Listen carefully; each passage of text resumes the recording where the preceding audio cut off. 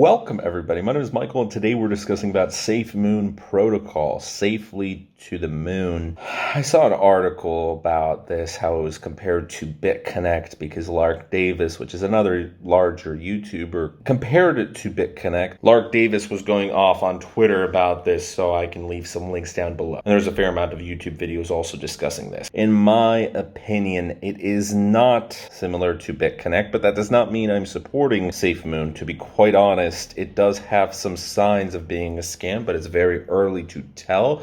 I wanted to make a video about this for rather the past day, but there's still too little information about this project because it's so new to the crypto space. Of course, there's always many projects coming out, but it is associated with PancakeSwap, which is in itself a decent project, and a lot of people have made money with PancakeSwap. At one point, I owned PancakeSwap. You can make a lot of money with Binance Smart Chain projects, but that does not mean that every single project will be good. For example, there was a recent rug pull, Turtledex, which we have made a video about, and that was part of Binance Smart Chain. Of course, Binance can't really do too much to protect every single user from scams because sooner or later these will happen. There are things that they can put in place to try and prevent money from escaping if it's going to be a rug pull. But if the developers wanted to take money and they did it in a smart way, they could get away with it, and you might not be as protected as with other projects. So in that way, yes, it's similar to BitConnect, where if it would be a scam,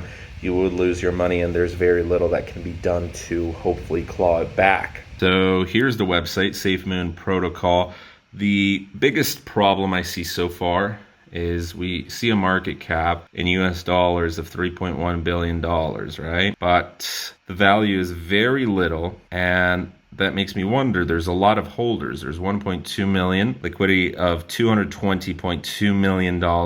But this $1 billion market cap, how did it get there from this tiny value? Of course, there's been a lot of altcoins with super tiny values, but look at that. That's not even close to a fraction of a penny. So the only way it can get there with such a valuation, such liquidity, is through a huge market cap. And that's the main issue of this project. We see it has a max supply of 616,523,426,814,421. And there is a reported circulating supply of 642.8 trillion SafeMoon. And that's pretty scary to look at this. Of course, this isn't fully correct on CoinMarketCap, as is the case with a lot of DeFi projects that are ranked 2,000, 3,000, 4,000, because CoinMarketCap doesn't have the full details of every single SafeMoon out there in circulation. As we see, it has no data for market dominance, and in terms of volume and market cap, no data for market cap. Why is that? That's because it's only using what it can find out, and here we have it from Gate, from PancakeSwap, from MXC.com, Bitmart, and Whitebit. But this isn't everything because it's not reporting everything. Here, as we can see, a volume of 48.6 million and then 16.8 million. If you count all of this up compared to the website, we see that this liquidity is a lot different, right? The volume is a lot different.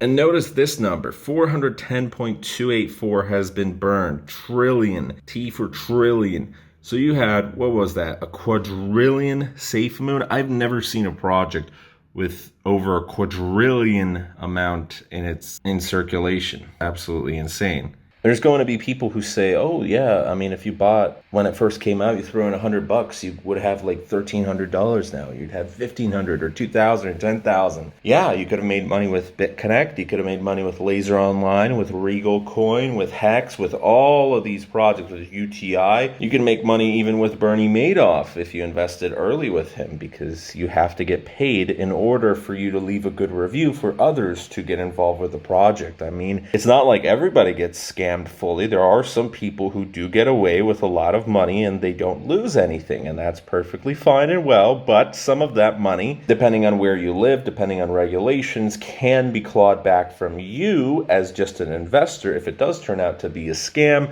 I think according to the statute of limitations, depending on where you live. So for some people it's 3 years, for some people it's 5, 7, 10 years, depending on that. In cryptocurrency, probably you're never going to get there because this project would fall within a few months if it indeed is going to be a rug pull.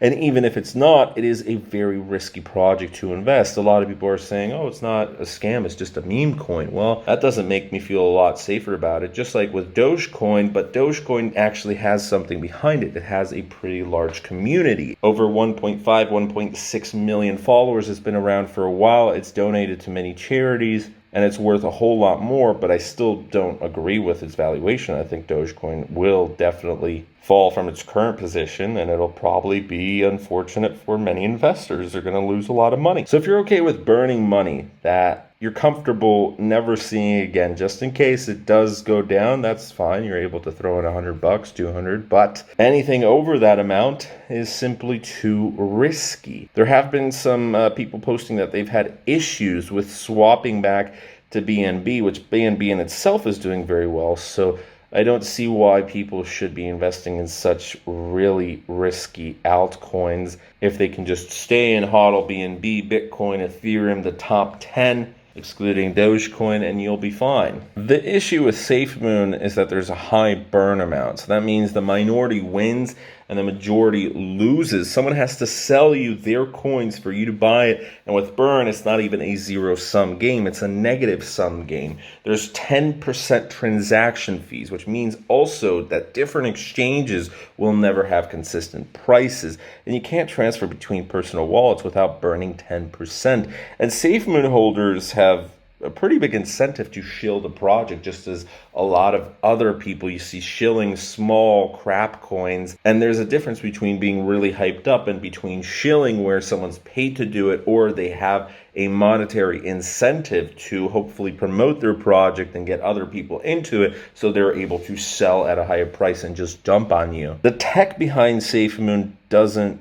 agree with the price, the market cap of over $3 billion. It's basically all due to hype, due to speculation, due to shilling. It is a bubble, in my opinion, and every time it'll spike, big investors will cash out, because if you had thousands of dollars and suddenly it's turned into tens of thousands or even hundreds of thousands, the smart people will take it out and put that back into BNB, into Bitcoin, into Ethereum, and that's fine. If you're okay risking a few $1,000s because you're already a millionaire, you have a pretty big portfolio, you won't really care about that. It's a never-ending cycle where you have these millionaires going into DeFi projects, and a lot of people don't understand that these YouTubers, these influencers, these investors, the early investors, they're able to throw in a few $1,000s because they're not like you. They have millions of dollars already that's been made from Bitcoin, from Ethereum, or from, they took it out of their stocks. And if you put in a few $1,000s and that's half of your life savings and suddenly it goes down, you're absolutely screwed. There's a lot of people who will compare this to other well-known cryptocurrency projects, but this isn't doing anything revolutionary. There's a lot of people who say, oh, this project is a paradigm shift. It's changing everything in cryptocurrency. But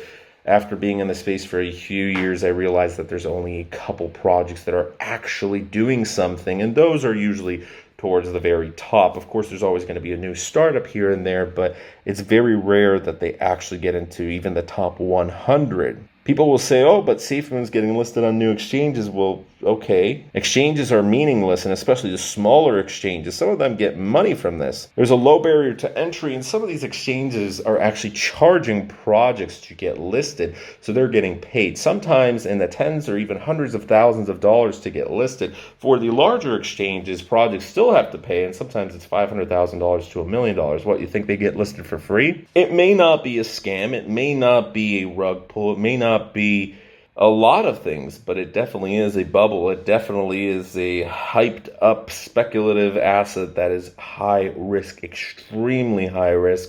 And also the way you buy into it, even if you try and throw $100 into there, the transaction fees, the withdrawal fees, it just doesn't really make sense for you to play around with it. Now, a lot of people, they may not care about this argument. So at the end of the day, if you're going to lose money, if you're investing into this, so be it, whatever. But I'm tired of saying this. There's a lot of projects where the developers or some individual has more than 50% of the supply. In this case, There is an individual, the dev, who has more than 50% of the entire supply, and there's total of 10 wallets that own 84% of the supply of SafeMoon. Some are hidden, and no, it's not part of the wallet that's burning that has the 50% wallet. There's another one. There's a lot of meme coins that the developers or a rich investor has a lot of the supply. That does not mean it's safe, because at one point or another, these people will sell. It's not like they're holding on forever. The only way they're going to hold on forever is either they forgot about it or they're locked out, and that's it. And that's probably not happening.